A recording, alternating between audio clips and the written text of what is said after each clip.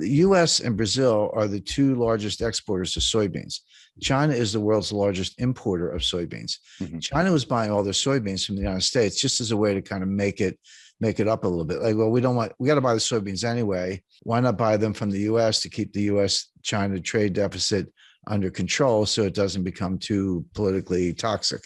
Well, as soon as Trump threw on the tariffs, China retaliated by moving their soybean orders to Brazil, stop buying U.S. soybeans. Well, that's not a phone call. I mean, you're talking about vessels, port facilities, agriculture, trucks. How do you get the soybeans to the ports? How many do you grow? Where's the fertilizer coming from? Et cetera, et cetera. And all those parties, the shippers, the cargo, the insurance companies, and so many people involved, banks, letters of credit, it's just a lot involved. They don't like short-term relationships. They say, okay, I'll do it. I want a 5-year contract. And China said, okay. So they reconfigured all those transportation lanes to get the soybeans from Brazil.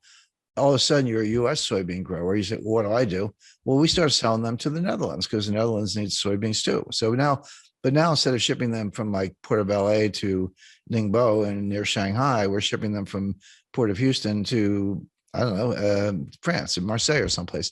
Or Rotterdam. So the point being, you completely scrambled all these supply chain relationships. I talked to the guy who, look, this is a worldwide endeavor, but he was probably the single most responsible individual for all the significant developments in the supply chain in the last 30 years.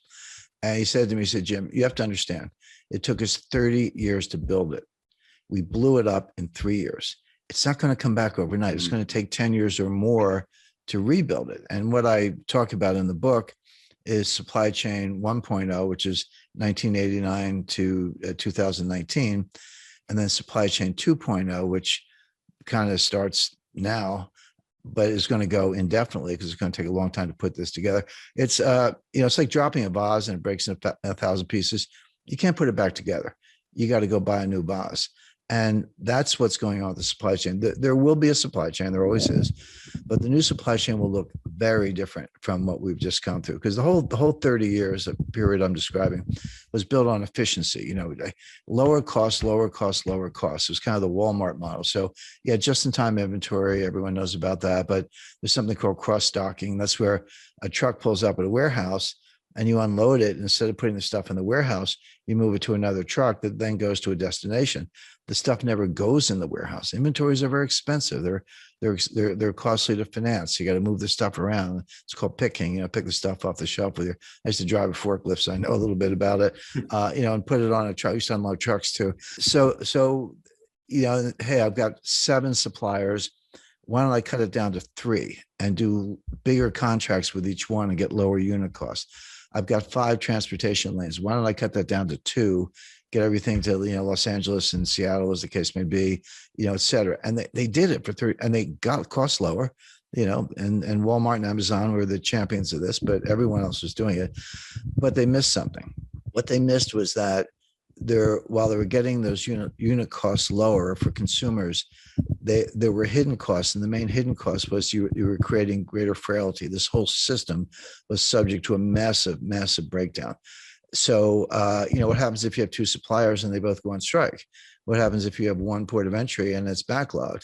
What happens if you've got cross-docking in warehouses and there aren't enough trucks? There are 80,000. We need 80,000 drivers. 80,000 drivers. Wish they'd hire them instead of these IRS agents. But the point being, it is breaking down all across the board. Now, can it be put back together? Yes, but the biggest difference between 2.0 and 1.0. This goes by different names. Janet Yellen called it friendshoring, and Macron called it a Constellation of Nations club, if you will.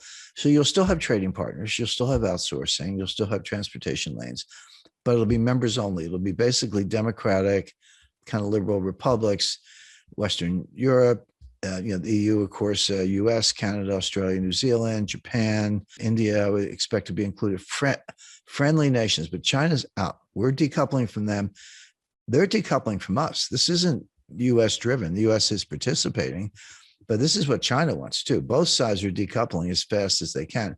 China can develop its own network, maybe Central Asian republics, some Southeast Asian suppliers and so forth, but they're going to lose customers. Well, most of their customers actually in the United States. We won't buy their stuff and we won't sell them our stuff, particularly high tech stuff. So the world's going to break, and these new clubs are going to be formed, and there will be trade and there will be transportation lanes, but it'll be much more restrictive. Now, will prices be a little higher? Yes, but it'll be more secure. So the way I describe that, if you buy insurance on your house, or I buy insurance on my house, you don't want your house to burn down. You hope it doesn't.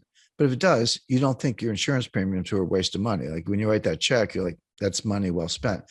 When you pay higher prices for consumer goods, the delta between the old price and the new price is your insurance premium for a more reliable system. And also, there's a big national security component to this. And I talk about Russia and Ukraine and China in the book. So that's all. So the how the supply, what the supply chain breakdown means. Chapter 1, Chapter 2, what caused it, and we talked about that. And 3, where is it going? What are the constraints? And we talked about that. But then my editor, who's love working with us, she said, "Well, Jim, got to be a chapter on inflation." I said, "Of course we do. The supply chain breakdown is causing a lot of the inflation we see, and I'm going to write another chapter on deflation." And everyone's like, "Wait a second, why are you talking about deflation?" That's coming next. People are not ready for it. I know the inflation's here. I buy gasoline. I shop in the grocery store. I get it. I'm not. It's persistent. It's not transitory. I understand all that, but inflation has 2 major sources. One is the supply side, which is called cost push inflation. So that's energy price shocks. The stuff we're seeing coming out of Ukraine, fertilizer shortages, strategic metal shortages. Component suppliers who can't deliver stuff to factories in Germany and they're shutting down, et cetera. The other cause is from the demand side, and that's called demand pull inflation. Basically, it's psychological. Consumers pull demand forward. They're like, "Hey, I was thinking of buying a refrigerator. I better buy it today because the price is going to go up in 6 months." And in the 70s, we had both. It started with cost push with the Arab oil embargo, but it ended up demand pull. I was starting my career at the time. Your boss would just give you a raise. You didn't even have to ask. Inflation was going up so fast. Like, I better give this guy a raise. Like, here's another, $30,000 or whatever, because people would quit. And that sort of spun out of control until Volcker squashed it all. Right now, we do not have demand pull inflation. We don't. This is not what's going on.